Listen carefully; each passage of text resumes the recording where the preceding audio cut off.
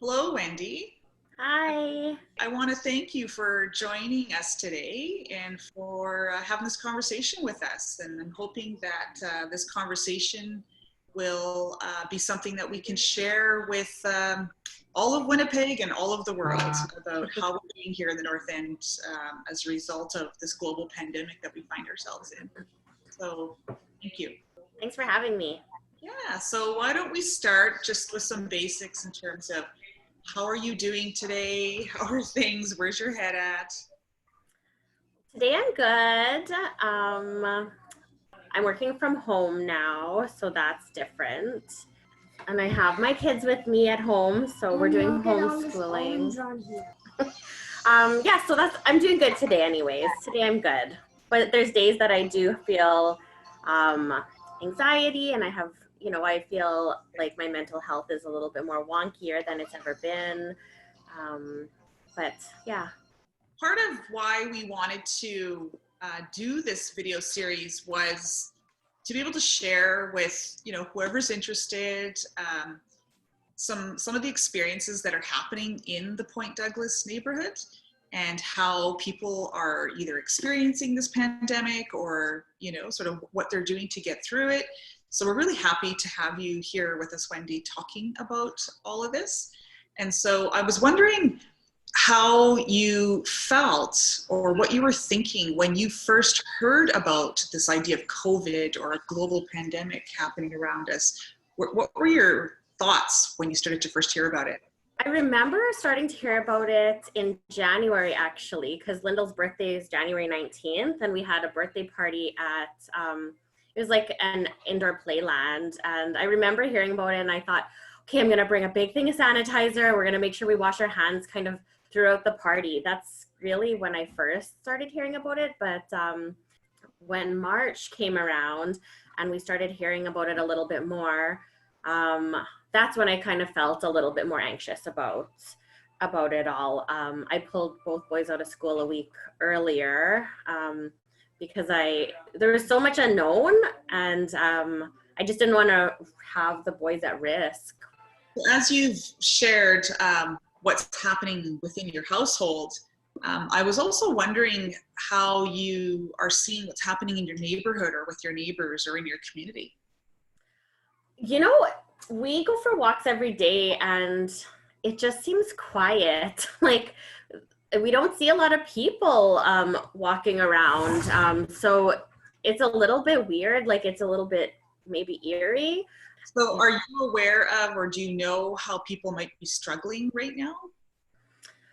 Yeah, for sure. Like I think a lot of people are having a hard time with isolation, like with no one around, if they don't have anyone around. I know the elderly, like my parents, they are more isolated. We can't just go visit them all the time, and they can't come here all the time. So that's been really tough. That's probably the hardest on me and the kids, because the kids used to go there almost every day. So that's been a bit of a struggle. Yeah. And again, you and I have had lots of opportunity to talk back and forth. And so, I've heard a lot from you about, both of what the challenges are working from home and having your kids home with you and your partner home with you all day, as well as, there's been some upsides too for you. So I don't know if you want to talk a little bit more about that. Yeah, like it's been great because we do a lot of, like, we've been doing lots of baking together. So we're doing lots of science experiments, which is fun. We go for walks and bike rides, and the boys love planting. So we've saved seeds. We've saved seeds from our lemon and our apples, and we've picked pine cones on our walks and we've planted those. So we've been watching them grow. This is Gordy's little apple tree. It's super cute. So hopefully that will grow. But yeah, we've been doing stuff like that. So it's been fun in that sense. I think the boys, they're so young, but they understand. They know there's germs places. A cute story, when it was snowing back like a month ago or whatever, and when it rains or when the wind is strong, Linda will say, oh, maybe the wind will blow the germs away and we can go to the park. You know, it's cute, but it's heartbreaking at the same time because, you know, they're not going to go away by it that way. But it's just nice. It's so positive being with them because they have a different outlook on life that way. Well, I've really enjoyed a lot of your stories about your family and your kids and how you're coping and all the activities that you've been doing. So I've been finding that very heartfelt, very inspiring. It's been very uplifting. So I really enjoyed it. And you have one of your boys is in school. And so maybe you could tell us a little bit about how that's going. So when this all started happening, everything is starting to go online now. We're lucky we have Wi-Fi, but I know I have a few friends that don't have Wi-Fi or access to any devices. So for them, it's been a bit more of a struggle. For us, we have Wi-Fi, so it's been a little bit easier. Gordy is also in a preschool, and so they have shut the preschool down. And what the teacher is doing is she's just making little YouTube videos for the family with different arts and crafts and songs. And I think that makes him happy. He didn't get it at first. He was trying to say like, "Hi, Miss Darcy." And I had to explain to him, no, she can't say hi back. It's just a video. Yeah, I like homeschooling's okay, I guess. It's Lyndall's in French too, so it's a learning process for us. I don't know French. James doesn't know French. We don't really have any family who knows French, so we've been doing lots of Googles. How do you say plant in French? How do you say flower in French? So we've been doing lots of that. And are you finding that there's, you know, regarding the social interaction, are your kids talking about that, or do they notice it? Like, they haven't really mentioned too much. I think they have each other, which is nice. We have stayed in touch with a few of Lyndall's friends. So we've done outdoor kind of like, hi, visits. So that's kind of nice. Just thinking about your employment situation, as you've mentioned, you're working from home. And so how has this pandemic either impacted your household employment situation? So I'm working from home. James has been laid off now for, I want to say, over a month now. Working from home is a little tough when you have kids because they want to sit on your lap. They want to touch the buttons. Lyndall's in the bathroom right now, so he's probably going to call me for assistance, you know. It's just different. It's different working from home. I miss the human interaction at work. I miss seeing people and chatting with people in person. It's different when we're doing it like this, Diane. Like, I'd rather sit with you and chat with you than do it over Zoom, I guess. Yeah. Well, likewise, for sure.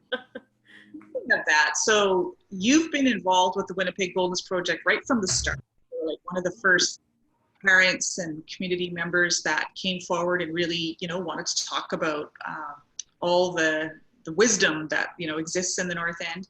So you've been very much a main part of what we have at the Boldness Project called the Parent Guide Group.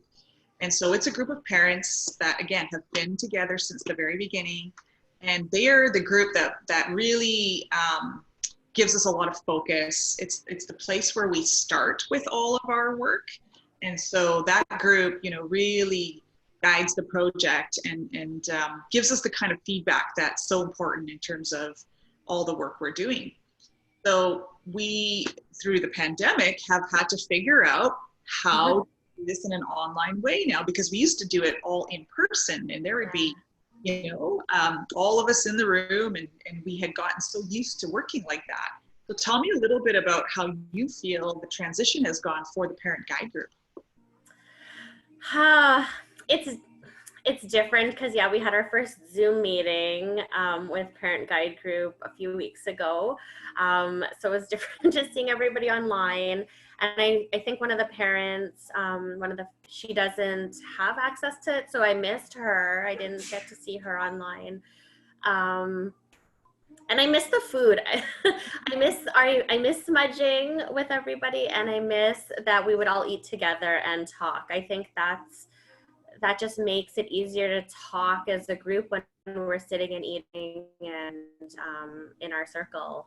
Maybe you could share with us a little bit of what you're hearing at Parent Guide Group. Like what's being shared and what are you hearing there? Like the nice thing about the meeting was lots of other parents are going through the homeschooling with their kids and also going through mental health and some anxiety, which made me not feel so alone. It was nice hearing that from everyone else as well. And what do you think, because you know the folks that are in the Parent Guide Group, you've known them for a long time, you interact with them outside of the Parent Guide Group. How do you think folks are holding up and what do you think is pressing for them right now? I think the hardest part is the isolation and just the shopping, like the grocery shopping. I went to Costco for the first time in 2 months yesterday. And so I texted Karen, one of the Parent Guide Group, and I asked her if she needed anything, which she did. So it was nice to be able to pick that up for her. It was baby formula. So like for us, we've been trying to I do the shopping and James stays with the kids because my parents were the ones who were helping us. It's different. We have to arrange it more now, I guess, which is harder. And I like friends with more kids. It's harder for them because they don't have the childcare that they need as well, or they don't have the transportation. We're lucky we have a vehicle. We were able to go and do that. So how do you think we're going to be moving forward as a Parent Guide Group? Like, how do you see that going?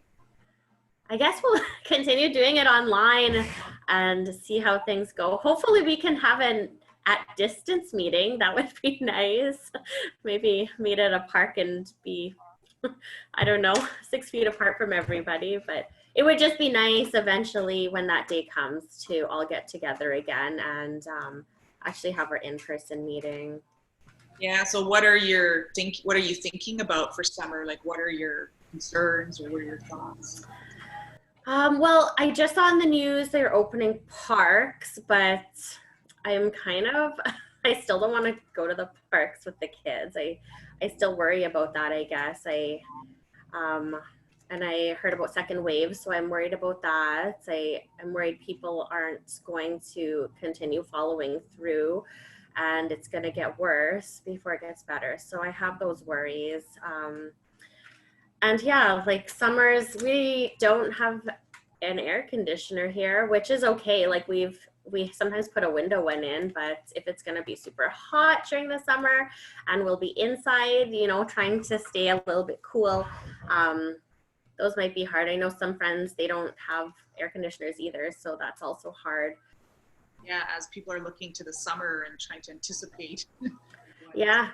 Yeah, my friend was trying to buy a bike and she said they were sold out of bikes. So that's crazy. Like it's good because maybe people are more active, but hard on the people who also need that transportation and it's not available. Well, as I've said earlier, I always have taken a lot of inspiration from you. Like you're a very inspiring person and watching your family has been very inspiring.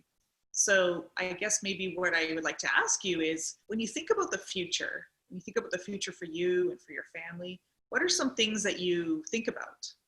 Like I'm hopeful. I think this has been a good chance for us to really get to know each other really well as a family. Something that I've really learned was like not wasting food, I guess. Like before we would just kind of throw food away if we didn't finish it, but now I'm a little more aware of like, okay, like we have to make sure like we organize our food in a certain way that we make sure we finish all the food now, because I don't want to go out shopping again. I want to be able to extend it. So that's kind of been an eye-opener for me.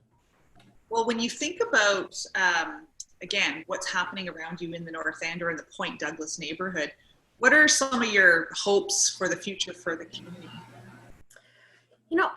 My hopes are that people just come more together. It seems like right now there's a lot of organizations that I see doing grocery shopping and really, really coming together as a community, which is so nice. You see people delivering hampers and picking up the essentials like toilet paper and bringing it to families, which I know is huge. It's always been like that, but it's nice that we're starting to see it in the media that the Bear Clan is, you know, helping families. And I know Mama Way, nice to know that there's organizations out there really striving to make sure everybody is okay during this time. Well, you mentioned media. That's great, and to have those positive coverage in the media is great. Do you feel that the sort of experience or the needs of the folks who are in the North End, do you feel like their voice is being heard in the media or represented? Like, maybe not so much like on the news, but like on social media, it seems more of, I guess maybe because I'm connected to a lot of the community organizations. So maybe I see it more often, but I don't think it is on the news, like for the public to see. And I don't think if you're not connected to the North End communities, like Bear Clan or Mama Way or Wabang or any of those places, you don't see it as much. Because, you know, being a part of the Winnipeg Boldness Project, I'm constantly wondering about and thinking about whether or not the experience of folks in the North End is different than the experience of other folks in other parts of the city. So Wendy, I'm wondering if, you know, you think that people in the North End are potentially experiencing this pandemic in ways that might be different than other folks in other parts of the city. I think for sure in lots of different ways, especially with like people who have a little more money or even credit cards. Like I'm lucky I have a credit card, so I'm able to order things online, but I have friends who don't have credit cards, so they have to go out and they have to go do the shopping with the money that they have. So that's been hard, I think, on some of the people here.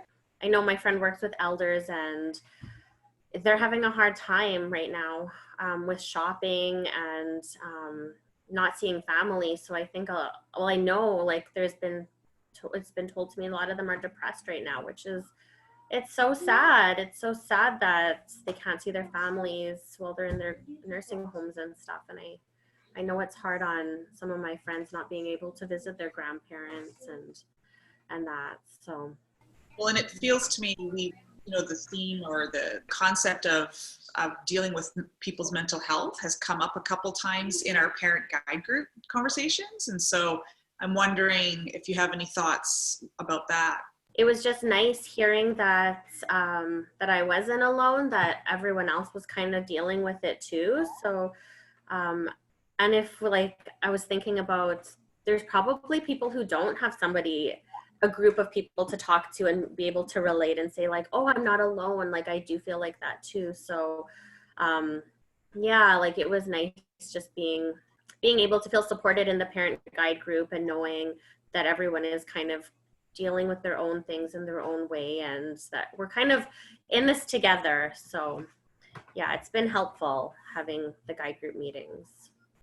Well, Wendy, it's always so nice to talk to you. I always appreciate our conversations. You're very wise, and I always, get lots of insight from the conversations that we have, and I always learn from you about, this work that we're trying to do in making a healthy community. So really want to thank you for taking the time with us today. And I hope that you and the family have a really good weekend. Thank you. It's nice chatting with you too and catching up with you.